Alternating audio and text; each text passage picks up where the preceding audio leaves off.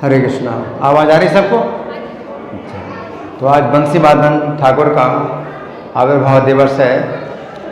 तो ये भगवान श्री कृष्ण की बंसी के अवतार है। कौन?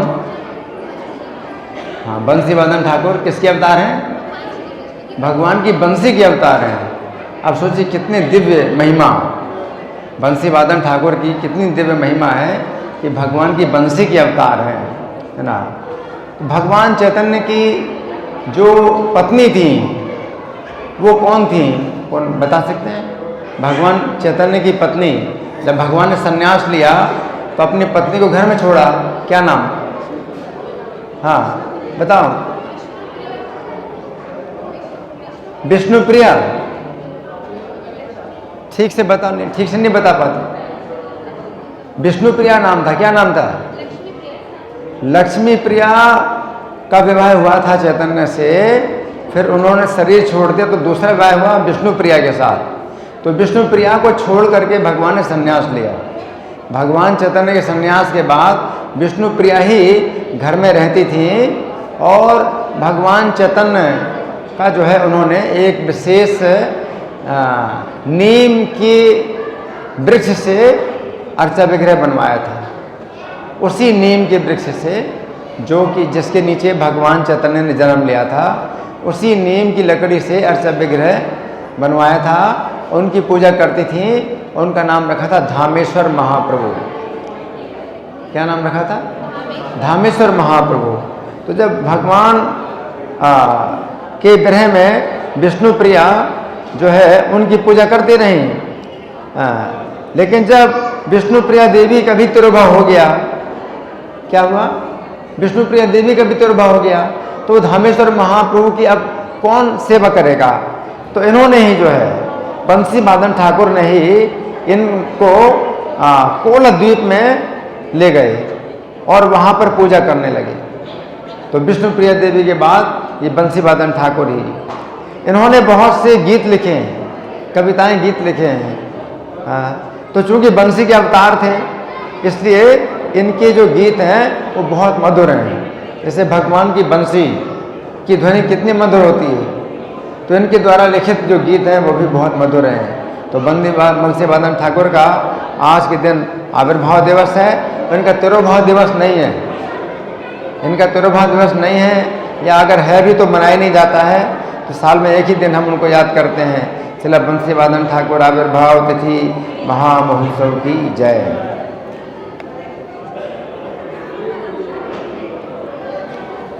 अब श्री कृष्ण बसंत रास, ये बसंत का महीना है, बसंत ऋतु है, महीना नहीं। बसंत ऋतु है, महीना नहीं होता है। बसंत ऋतु जो है ये 2 महीने की होती है। कौन से 2 महीने हैं वो? बसंत ऋतु के कौन से 2 महीने होते हैं? चैत्र और बैसाख। तो चैत्र पूर्णिमा, तो चैत्र पूर्णिमा को बसंत पूर्णिमा कहते हैं। बसंत ऋतु का जो है सबसे बीच का समय है, तो ये जो है सबसे श्रेष्ठ होता है बसंत ऋतु का। तो आज चैत्र पूर्णिमा है, तो पूर्णिमा को क्या होता है? चंद्रमा पूरा होता है। तो भगवान जो है रात्रि के उस प्रकाश में, चंद्रमा के प्रकाश में भगवान रास लीला करते हैं। इसे कहते हैं श्री कृष्ण बसंत रास। तो चैत्र पूर्णिमा में भी भगवान ने रास किया, लेकिन गर्ग संहिता में एक और भी रासलीला का वर्णन है। गर्ग संहिता में एक और रासलीला का वर्णन है, वह है वैशाख कृष्ण पंचमी। अभी चैत्र पूर्णिमा है, अब कल से क्या शुरू होगा? वैशाख। कल से वैशाख महीना शुरू होगा। और कौन सा पक्ष होगा? शुक्ल पक्ष हो गया, कृष्ण पक्ष। कृष्ण पक्ष होगा ना। तो 5वें दिन कृष्ण पक्ष, कृष्ण पंचमी, वैशाख कृष्ण पंचमी 5वें दिन आएगी। तो वैशाख कृष्ण पंचमी को भी चंद्रमा की काफ़ी पर्याप्त रोशनी होती है, प्रकाश होता है। तो वैशाख कृष्ण पंचमी को जब चंद्रमा का प्रकाश फैल गया है ना, तो भगवान ने जो है रास लीला की इच्छा की। भगवान ने इच्छा की रास करने की। उस समय क्या हुआ गोलोक धाम से जिस भूमि का अवतार हुआ था उस तत्काल स्वर्ण मंडित हो गई, सोने की भूमि हो गई। भगवान जब अवतीर्ण हुए थे तो गोलोक धाम से जिस भूमि का अवतार हुआ था वो भूमि प्रकट हो गई, गोलोक धाम की भूमि प्रकट हो गई। 84 कोस की जो ब्रज भूमि है ये गोलोक धाम से भगवान लेकर के आए, समझे। 84 कोस की जो ब्रज भूमि ब्रज मंडल है, तो जब भगवान ने अवतार लिया तो गोलोक धाम से 84 कोस की भूमि लेके आए थे। तो जब भगवान ने रासलीला की इच्छा की तो गोलोक धाम की जो भूमि है वो प्रकट हो गई और सोने की भूमि हो गई और पद्मराग मणि से जटित हो गई। सोने की भूमि हो गई और पद्मराग मणि से मंडित हो गई। और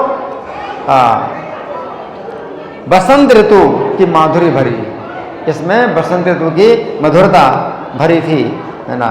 तो भगवान जो है जिस समय रासलीला करते हैं तो अनेक प्रकार की जो गोपांगनाएं हैं वो श्री कृष्ण की सेवा में उपस्थित हो गई, अनेक प्रकार की।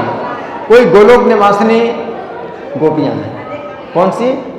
गोलोक निवासिनी गोपियां हैं, गोलोक धाम में निवास करती हैं, वो आ गई। और कुछ थी सैया सजाने वाली गोपियां जो भगवान की सैया सजाने में सहयोग करती हैं। कोई श्रृंगार धारण करने वाली गोपियां हैं, वो आ गई। कुछ द्वारपालिका गोपियां हैं, वो आ गई। कुछ गोपियां पार्षद गोपियां हैं और कुछ छत्र और चंवर धारण करने वाली गोपियां हैं, वो आ गई। और कुछ गोपियां हैं जो वृंदावन की रक्षा करने वाली, वो आ गई। कुछ गोवर्धन निवासिनी गोपियां थीं, वो आ गई। कुछ कुंज विधायिनी गोपियां थीं, वो आ गई। कुछ निकुंज निवासिनी गोपियां थीं, वो आ गई। कुछ नृत्य में निपुण और कोई वादन में प्रवीण। सबके मुख अपने सौंदर्य माधुर्य से चंद्रमा को लज्जित करते थे और सब किशोरावस्था की तरुणियां थीं। इन सब के 12 यूथ श्री कृष्ण के समीप आ गए। अब साक्षात यमुना देवी अपना यूथ लेकर के आई तो नीले वस्त्र धारण करती हैं। यमुना जी कैसे वस्त्र धारण करती हैं? नीले वस्त्र धारण करती हैं। रत्न के आभूषण धारण किए हुए 16 वर्ष की अवस्था की जो है ये यमुना देवी आ गई। उन्हीं की तरह गंगा जी भी आई अपने यूथ लेकर के, तो उनका शरीर श्वेत गौर और श्वेत वस्त्र धारण करती हैं। कौन? गंगा जी श्वेत वस्त्र धारण करती हैं, मोती के आभूषण धारण किए थी। फिर साक्षात रमा देवी आई, उनका यूथ अलग है। उनके शरीर पर अरुण वस्त्र धारण किए हैं। कौन? रमा देवी। कैसे वस्त्र हैं? अरुण वस्त्र धारण किए थी। चंद्रमा किसी अंग कांति थी और पद्मराग मणि के बने हुए आभूषण थे। इसी प्रकार मधु माधवी देवी आ गई। कौन? मधु माधवी देवी। उसे कहते हैं बसंत लक्ष्मी। क्या कहते हैं? बसंत लक्ष्मी। बसंत ये जो महीना है, ये ऋतु है, ये मधु और माधव इन 2 महीनों से बनता है। मधु का मतलब है चैत्र महीना और माधव का मतलब वैशाख महीना। हाँ, ये प्रभु जी का नाम ये मधु माधव है। तो मधु माधव, ये बसंत ऋतु जो है में मधु और माधव 2 महीने होते हैं। तो ये जो देवी रासलीला में आई बसंत लक्ष्मी है, बसंत की लक्ष्मी है। ये बसंत की लक्ष्मी जो है ये बसंत ऋतु में अपना पूरा सौंदर्य जो है निखारती हैं। बसंत ऋतु में कितने कितने फूल खिलते हैं। ये बसंत लक्ष्मी का कार्य है जो बसंत ऋतु का सौंदर्य जो है दिखाई पड़ता है। तो वो देवी आई बसंत लक्ष्मी, इनके साथ भी सखियां हैं। सब की सब पुष्पहार से अलंकृत हैं। इसी प्रकार से साक्षात विरजा भी अपने सखियों का रूप यूथ लेकर के आई। कौन? कौन आई? कौन आई? बसंत लक्ष्मी की बात बता रहा हूँ। कौन बताया, क्या बताया? विरजा, क्या बताया? विरजा देवी, क्या? विरजा, विरजा देवी आई। ध्यान से सुनो, साक्षात विरजा सखियों का युद्ध लेकर के वहां आई। उनके शरीर पर हरे रंग के वस्त्र धारण, शरीर पर सब क्या है, कौन से रंग के वस्त्र हैं? हरे रंग के वस्त्र धारण करते हैं। और ललिता, विशाखा और लक्ष्मी के भी यूथ आ गए। इसी प्रकार 8 सखियों के यूथ आ गए, फिर 16 सखियों के यूथ आ गए, फिर 32 सखियों के यूथ आ गए। इस प्रकार से 100 यूथ हैं, 100 गोपियों के 100 यूथ हैं, और रास मंडल की बड़ी शोभा होने लगी, है ना। इस प्रकार भगवान जो है बंसी बजा करके गोप सुंदरियों की प्रीति बढ़ा रहे थे, और शोभा रास मंडल में राधा के साथ में भगवान की हो रही है।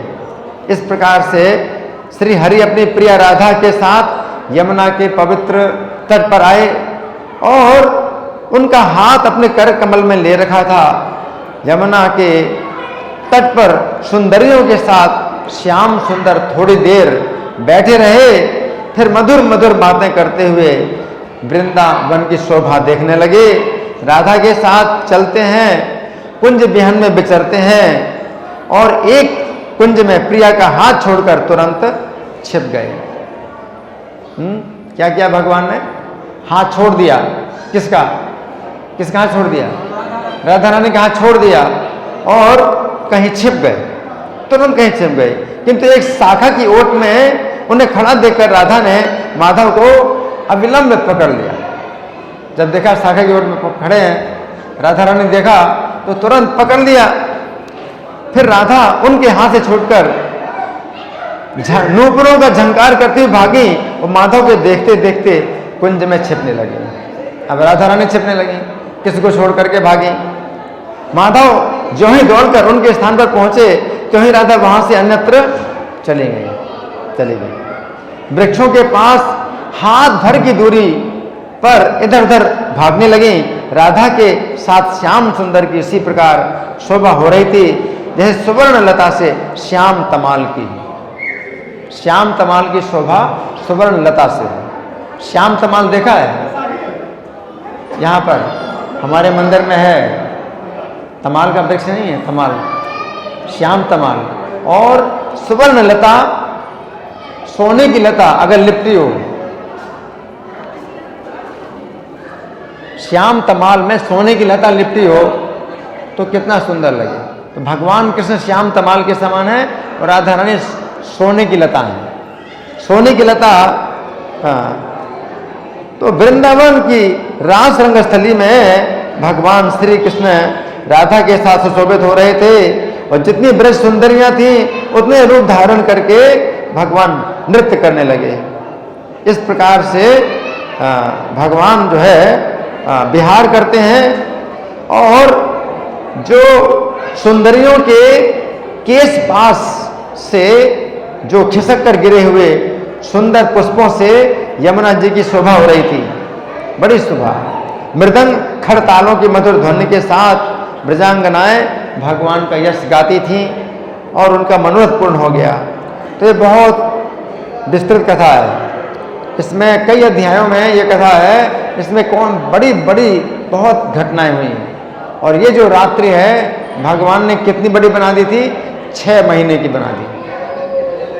ये वैशाख कृष्ण पंचमी की जो रात्रि है उसमें भगवान ने जो रासलीला किया, ये 6 महीने की रात बना दी। इसमें शंखचूड़ का भी भगवान ने वध किया, और इसमें गोवर्धन में बहुत लीलाएं करी, और शंकर जी भी भगवान का दर्शन करने आए, और वहाँ पर उनको जो है स्त्री रूप में रासलीला में प्रवेश मिला। शंकर जी जब स्त्री बन गए तब रासलीला में प्रवेश मिला। शंकर जी के साथ में एक और आसुरी मुनि थे, तो उनको भी स्त्री बनना पड़ा, क्योंकि जो रक्षिका गोपियां थीं, उन्होंने कहा कि यहाँ पर एकमात्र पुरुष कृष्ण ही है और कोई पुरुष यहाँ नहीं प्रवेश कर सकता। अगर आपको प्रवेश करना है तो स्त्री रूप धारण करना पड़ेगा। तो शिव जी को सरोवर में स्नान करा करके स्त्री बनाया और कहा अब जाओ। आसुरी मुनि को स्त्री बनाया, फिर कहा तब जाओ। तो ये बड़ी अद्भुत लीला है भगवान की रासलीला। अब हम सुनेंगे बलराम जी की जो क्या है इसमें, बलराम रास यात्रा, भगवान बलराम की रास यात्रा। तो बलराम जी जो है जब भगवान कृष्ण द्वारका में थे तो बलराम जी भगवान के साथ रहते थे, बड़े भाई थे।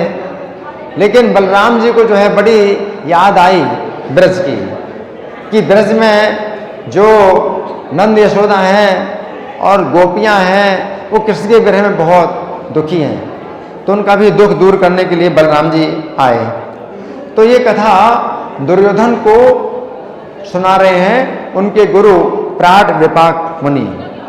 किसको सुना रहे हैं? दुर्योधन को। और कौन से मुनि सुना रहे हैं? प्राट विपाक मुनि। प्राट विपाक मुनि सुना रहे हैं। तो दुर्योधन ने पूछा कि भगवान बलभद्र जी ने नाग कन्या गोपियों के साथ यमुना जी के तट पर कब विहार किया था? बलराम जी ने जो विहार किया वो नाग कन्या गोपियां अलग हैं, जिनका संबंध कृष्ण से नहीं है। जिन गोपियों का संबंध कृष्ण से है उनका संबंध बलराम जी से नहीं है, वो बलराम जी के पास कभी नहीं जाती। और जिन गोपियों का संबंध कृष्ण से है तो वो कृष्ण के नहीं, जिन गोपियों का संबंध बलराम जी से है वे कृष्ण के पास कभी नहीं जाती। तो नाग कन्या गोपियाँ ये अलग हैं। नाग कन्याएं जो कि पाताल में जो नाग रहते हैं उनकी कन्याएं हैं। वहाँ शेष जी का दर्शन करके उनके अंदर इच्छा होती है भगवान को पति बनाने के लिए, शेष जी को पति बनाने के लिए, उनकी इच्छा पूरी करने के लिए वो ब्रज में कन्याएं। तो ये नाग कन्या गोपियाँ अलग हैं जिनका संबंध बलराम जी से है। तो प्राट विपाक मुनि बोले एक समय की बात है बलराम जी के मन में ब्रज को देखने की उत्कंठा पैदा हो गई। अपने ताल ध्वज से जो रथ के पर सवार हुए, रथ पर सवार हुए। कौन सा रथ है उनका? ताल ध्वज। ध्वजा में ताल का चिन्ह है। बलराम जी के रथ की ध्वजा में काय का चिन्ह है? ताल का चिन्ह है। उस पर सवार होकर के द्वारका से निकले और गोकुल में पहुंच गए। नंदराज और यशोदा भी बहुत दिनों से देखने के लिए उत्कंठित थे, अतः उनको हृदय से लगा लिया। बलभद्र जी गौओं से मिले, गोपायों से मिले, गोपालों से मिले। बसंत के पूरे 2 महीने उन्होंने निवास किया। 2 महीने। कौन से 2 महीने? चैत्र और बैसाख, जिन्हें कहते हैं मधु माधव। मधु माधव 2 महीने निवास किया, है ना। पहले जिन नाग कन्याओं के गोपी होने का वर्णन आ चुका है, उन्होंने गर्गाचार्य से बलभद्र जी को जो है प्रसन्न किया पूजा के द्वारा। और बलभद्र जी ने प्रसन्न होकर कालिंदी के तट पर रास क्रीड़ा की। तो रास क्रीड़ा कौन से दिन की? चैत्र की पूर्णिमा। आज क्या है? चैत्र पूर्णिमा है। आज के दिन बलदेव जी ने रास क्रीड़ा की। तो जो है जब बलदेव जी जब क्रीड़ा करते हैं, रास लीला करते हैं, तो उनका जो है बहुत सुंदर स्वरूप है। हल और मूसल धारण करते हैं। क्या धारण करते हैं? हल और मूसल। हल और मूसल धारण करते हैं। तो उस समय उन्होंने स्नान और जल क्रीड़ा करने के लिए दूर से यमुना जी को पुकारा। बलदेव जी ने यमुना जी को पुकारा दूर से। तो जहाँ पर वे थे वहाँ पर यमुना जी नहीं थी, है ना। और रास क्रीड़ा में क्या हुआ? बलराम जी को पसीना आया, है ना। पसीना आया तो अपना परिश्रम दूर करने के लिए और जल विहार करने के लिए बलदेव जी ने यमुना जी को बुलाया, दूर से बुलाया, परंतु वे नहीं आई। कौन नहीं आई? यमुना जी नहीं आई। यमुना जी नहीं आई। क्यों? क्या सोचती हैं? नहीं, मैं तो कृष्ण की सेवा करती हूँ। कई बार ऐसे होता है ना, यमुना जी सोचती मैं तो कृष्ण की सेवा करती हूँ, मैं इनकी सेवा क्यों करूँ? तो बलराम जी ने बुलाया, यमुना जी नहीं आई। फिर बलदेव जी ने क्रोध में भरकर हल्की नोक से यमुना जी को खींचा। क्या किया? हल्की नोक से यमुना जी को खींचा। उनके पास शक्ति है। यमुना जी को खींचा और कहा, आज मैंने तुमको बुलाया किंतु तुम मेरा अपमान करके नहीं आई, तुम मनमाना बर्ताव करने वाली हो। अच्छा, इसी मूसल के द्वारा तुम्हारे 100 टुकड़े कर दूंगा। क्या कर दूंगा? 100 टुकड़े कर दूंगा तुम्हारे। यमुना जी ने जब बलराम जी के ऐसे वचन सुने तो बड़ी भयभीत हो गई। भयभीत होकर के चरण कमलों पर गिर पड़े। ये आज की रात की ये घटना है। आज की रात में बलदेव जी ने यमुना जी को डांटा, है ना, और वो चरण कमलों में गिर पड़ी और बोली कि हे लोकाभिराम राम, हे संकर्षण, हे बलभद्र, हे महाबाहो, मैं आपके असीम बल पराक्रम को नहीं जानती थी। आपके ही मस्तक पर सारा भूमंडल सरसों के समान पड़ा रहता है। आपकी कितनी शक्ति है? आपके मस्तक पर पूरा भूमंडल कैसे पड़ा है? सरसों के दाने के समान। सरसों का दाना क्या है? आपके सिर में सरसों का दाना डाल दें तो क्या है? पता नहीं चले। तो यमुना जी कहते हैं कि आपके मस्तक पर पूरा भूमंडल सरसों के समान पड़ा रहता है। मैं आपके परम प्रभाव को नहीं जानती, इसलिए आपके शरण में आई हूं। आप भक्त वत्सल हैं, मुझे छोड़ दीजिए। तो उन्होंने इस तरह से प्रार्थना की, राम राम संकर्षण बलभद्र महाबाहो, तव परम विक्रमम न जाने, यशैकस्मिन् मूर्धनि सरसप वत् सर्वम भूखंड मंडलम दृश्यते, तस्य तव परम अनुभावम अजानंतीम प्रपन्नाम माम मोक्तुम योग्योसी त्वं भक्त वत्सलोसी। इस प्रकार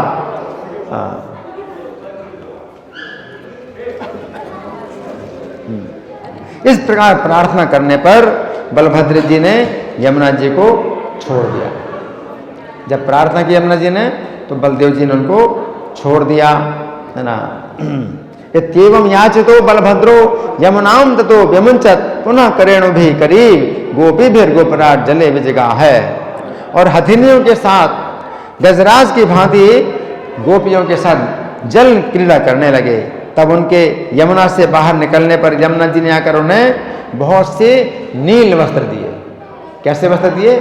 नील वस्त्र दिए। बलदेव जी कौन से वस्त्र धारण करते हैं? कौन से रंग के? नील वस्त्र धारण करते हैं। और कृष्ण कौन से वस्त्र धारण करते हैं? पीत वस्त्र। कृष्ण धारण करते हैं पीत वस्त्र और बलदेव जी धारण करते हैं नील वस्त्र। तो यमुना जी जानती हैं कि इनको कौन सा वस्त्र चाहिए, तो उन्होंने बहुत से नील वस्त्र दिए और सोने और रत्नों के आभूषण भेंट किए। बलराम जी ने उन वस्त्र आभूषणों को गोपियों में बांट दिया। गोपियों में बांट दिए वस्त्र आभूषण और स्वयं नील वस्त्र धारण करके नवीन रत्नों से निर्मित स्वर्णमाला को धारण करके विराजमान हुए। इस प्रकार बलराम जी ने बसंत ऋतु की रात्रियों को व्यतीत किया, है ना। इसलिए रास यात्रा बोलते हैं ना, रास यात्रा। तो बसंत ऋतु की उन सब रात्रियों में विहार किया जिनमें चंद्रमा की रोशनी होती है ना। जिस प्रकार हस्तिनापुर को देखने पर भगवान बलराम जी के पराक्रम का दर्शन होता है, तो हस्तिनापुर को भी ऐसे ही क्या किया था? हल की नोक से खींचा था, है ना। बलदेव जी ने पहले दुर्योधन के ऊपर जब कुपित हुए थे तो क्या किया था? हस्तिनापुर में दुर्योधन रहते थे ना, तो हस्तिनापुर को खींचा था गंगा जी में डुबोने के लिए। गंगा जी में बहा देते। बलदेव जी की इतनी शक्ति है, ऐसे हल ऐसे मारा और हल जो है धंस गया, उन्होंने ऐसे खींचा हस्तिनापुर को, तो गंगा जी के नीचे कर देते हस्तिनापुर। क्या होता? पूरा हस्तिनापुर बह जाता, है ना। तो जब दुर्योधन ने देखा कि हस्तिनापुर के बड़े बड़े महल जो है गिरने लगे, भड़ भड़ भड़ भड़ करके सब गिरने लगे, तो बड़ा भारी संकट देखा। तब जो है क्षमा मांगी बलदेव जी से।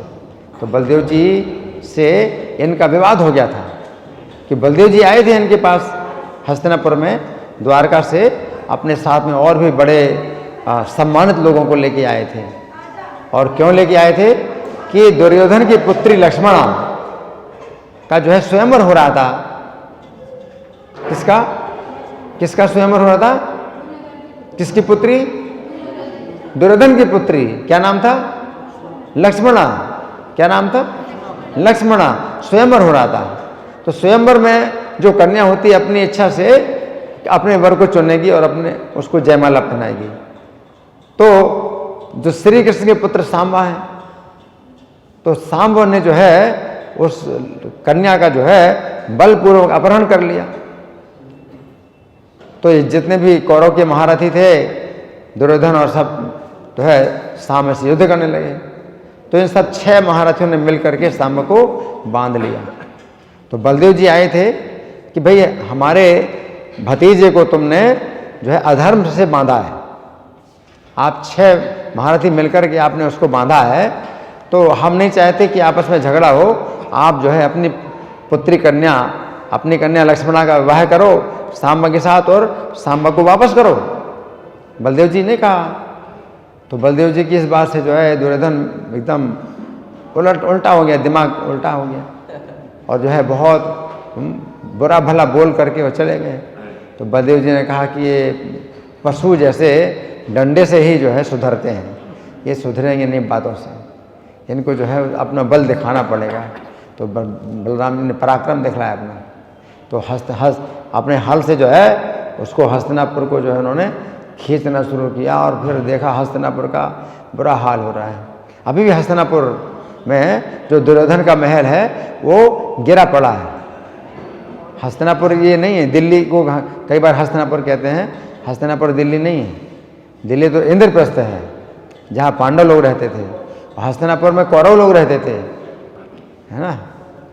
तो हस्तिनापुर गंगा जी के किनारे है। ये दिल्ली तो यमुना जी, दिल्ली में तो यमुना जी है ना, तो इंद्रप्रस्थ यहाँ गंगा जी नहीं है, हस्तिनापुर में गंगा जी है। तो वहाँ पर जो है अभी भी जो दुर्योधन का महल है वो ध्वस्त पड़ा हुआ है और सरकारी विभाग ने जो है उसको अपने अधिकार में रखा है, पुरातत्व विभाग ने अपने अधिकार में रखा है। तो बहुत सी चीज़ें उसमें मतलब दबी पड़ी है ना, महल में तो बहुत सी कीमती चीज़ें होती हैं, सब दबी पड़ी हैं। तो पुरातत्व विभाग ने उसको जो है अपने अधिकार में रखा है कि कोई व्यक्ति इसमें खुदाई नहीं कर सकता है ना। तो ये सब जो है सुरक्षित है अभी भी। तो बलराम जी ने ऐसे खींचा था कि दुर्योधन का महल सबसे पहले ध्वस्त हुआ, गिरा, और फिर जो है उसने सांबा को और लक्ष्मणा को आगे करके और हाथ जोड़ करके अंजलि बांध करके चरणों में गिरे बलराम जी के और माफ़ी मांगी। तो बलराम जी का पराक्रम एक बार जो है हस्तिनापुर के लिए था कि हस्तिनापुर को खींचा गंगा जी में गिराने के लिए। दूसरा पराक्रम उन्होंने कब किया? जब यमुना जी नहीं आए तो यमुना जी को खींचा और उन्होंने धमकी दी, क्या करेंगे हैं? 100 टुकड़े कर देंगे, यमुना जी के 100 टुकड़े कर देंगे। इतना पराक्रम है। तो ये जो है आज के दिन जो है ये बलराम जी ने इस प्रकार से रासलीला की। ये रासलीला ये उन गोपियों के साथ की जिनका संबंध श्री कृष्ण से नहीं है, ठीक है ना। जिन गोपियों का संबंध श्री कृष्ण से है बलराम जी के सामने नहीं आते कभी, वो बलराम जी को नहीं देखती कभी, बलराम जी उनकी तरफ नहीं देखते, है ना। और जिनका संबंध जो है बलराम जी से है वे गोपियाँ कृष्ण के पास नहीं आती, वो कृष्ण की तरफ नहीं देखती, है ना। तो इस तरह से जो है नाग कन्याएँ गोपियाँ हैं जो कि विशेष रूप से शेष जी का जब दर्शन करती हैं, पूजा करने के लिए आती हैं, तो शेष जी के रूप पर जो है वो आकर्षित हुई और उनको पति बनाना चाहती हैं। तो उनकी इच्छा पूरी हुई ब्रज में जब वो गोप कन्याएँ बनी। श्री बलराम रास महामहोत्सव की, श्री कृष्ण बसंत रास महामहोत्सव की, श्री बंसी वादन ठाकुर आविर्भाव तिथि महामहोत्सव की, श्री श्यामानंद बहु आविर्भाव तिथि महामहोत्सव की, राधा कुंड आविर्भाव तिथि महामहोत्सव की, श्रील प्रभुपाद की। हरे कृष्णा।